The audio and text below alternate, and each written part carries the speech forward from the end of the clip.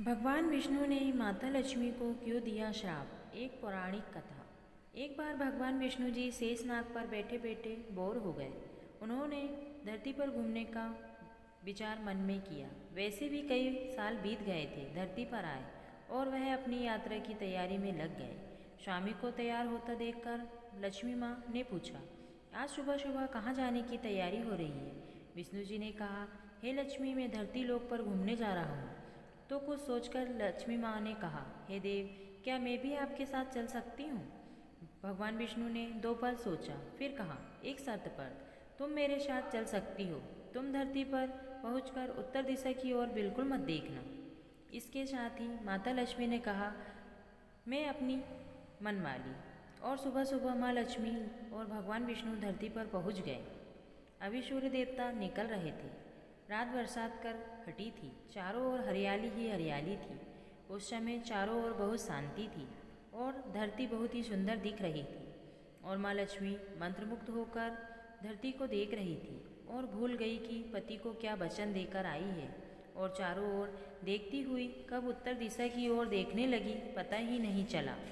उत्तर दिशा में माँ लक्ष्मी को एक बहुत ही सुंदर बगीचा नजर आया और उस तरफ से भीनी भीनी खुशबू आ रही थी और बहुत ही सुंदर सुंदर फूल खिले थे। यह एक फूलों का खेत था और माँ लक्ष्मी बिना सोचे समझे उस खेत में गई और एक सुंदर सा फूल तोड़ लाई। लेकिन यह क्या, जब माँ लक्ष्मी भगवान विष्णु के पास वापस आई तो भगवान विष्णु की आंखों में आंसू थे। और भगवान विष्णु ने माँ लक्ष्मी को कहा कि कभी भी किसी से बिना पूछे उसका कुछ नहीं लेना चाहिए और साथ ही अपना वचन भी याद दिलाया। माँ लक्ष्मी को अपनी भूल का पता चला तो उन्होंने भगवान विष्णु से इस भूल की माफ़ी मांगी। तो भगवान विष्णु ने कहा, तुमने जो भी भूल की है उसकी सज़ा तुम्हें जरूर मिलेगी। जिस माली के खेत से तुम बिना पूछे फूल तोड़ा है, यह एक प्रकार की चोरी है। इसलिए अब तुम 3 साल तक माली के घर नौकर बनकर रहो। उसके बाद मैं तुम्हें बैकुंठ में वापस बुलाऊंगा। माँ लक्ष्मी ने चुपचाप सर झुकाकर हाँ कर दी। आजकल की लक्ष्मी थोड़ी ही थी और माँ लक्ष्मी एक गरीब औरत का रूप धारण करके उस खेत के मालिक के घर गई। घर क्या, एक झोपड़ा था और मालिक का नाम माधव था। माधव की बीवी, 2 बेटे और 3 बेटियां थीं। सभी उस बेटों छोटे से खेत में काम करके किसी तरह से गुजारा करते थे। माँ लक्ष्मी जब एक साधारण और गरीब औरत बनकर जब माधव के झोपड़े पर गई तो माधव ने पूछा, बहन तुम कौन हो और इस समय तुम्हें क्या चाहिए। तब माँ लक्ष्मी ने कहा, मैं एक गरीब औरत हूँ, मेरी देखभाल करने वाला कोई नहीं।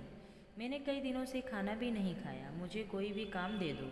साथ ही मैं तुम्हारे घर का काम भी कर दिया करूँगी, बस मुझे अपने घर में एक कोने में आसरा दे दो। माधव बहुत ही अच्छे दिल का मालिक था, उसे दया आ गई। लेकिन उसने कहा, बहन मैं तो बहुत ही गरीब हूँ, मेरी कमाई से मेरे घर का खर्च मुश्किल से चलता है। लेकिन अगर मेरी 3 ही की जगह 4 बेटियाँ होती तो भी मैंने गुजारा करना था। अगर तुम मेरी बेटी बनकर जैसा रूखा सूखा हम खाते हैं उसमें खुश रह सकती हो तो बेटी अंदर आ जाओ। माधव ने माँ लक्ष्मी को अपने झोपड़े में शरण दे दी और माँ लक्ष्मी 3 साल उस माधव के घर पर नौकरानी बनकर रही। जिस दिन माँ लक्ष्मी माधव के घर आई थी उस से दूसरे दिन ही माधव को इतनी आमदनी हुई फूलों से कि शाम को एक गाय खरीद ली। फिर धीरे धीरे माधव ने काफ़ी ज़मीन खरीद ली और सब ने अच्छे अच्छे कपड़े भी बनवा लिए और फिर एक बड़ा पक्का घर भी बनवा लिया। बेटियों और बीवी के गहने भी बनवा लिए और अब मकान भी बहुत बड़ा बनवा लिया था। माधव हमेशा सोचता था कि मुझे ये सब इस महिला के आने के बाद मिला है। इस बेटी के रूप में मेरी किस्मत आ गई मेरी। और अब 5 साल बीत गए थे, लेकिन माँ लक्ष्मी अब भी घर में और खेत में काम करती थी। एक दिन माधव जब अपने खेतों से काम खत्म करके घर आया तो उसने अपने घर के सामने द्वार पर एक देवी स्वरूप गहनों से लदी एक औरत को देखा। ध्यान से देखकर पहचान गया, अरे यह तो मेरी मुँह बोली चौथी बेटी यानी वही औरत है। और पहचान गया कि यह तो माँ लक्ष्मी है। जब अब तक माधव का पूरा परिवार बाहर आ गया था और सब हैरान होकर माँ लक्ष्मी को देख रहे थे। माधव बोला, माँ हमें माफ़ कर, हमें तेरे से अनजाने से ही घर और खेत का काम करवाया। माँ यह कैसा अपराध हो गया। माँ हम सबको माफ़ कर दो। अब माँ लक्ष्मी मुस्कुराई और बोली, माधव तुम बहुत ही अच्छे और दयालु व्यक्ति हो। तुमने मुझे अपनी बेटी की तरह से रखा, अपने परिवार के सदस्य की तरह से। इसके बदले में तुम्हें वरदान देती हूँ कि तुम्हारे पास कभी भी खुशियों की और धन की कमी नहीं रहेगी। तुम्हारे सारे सुख मिलेंगे जिससे तुम हकदार हो। और फिर माँ अपने स्वामी के द्वारा भेजे रथ में बैठकर बैकुंठ चली गई।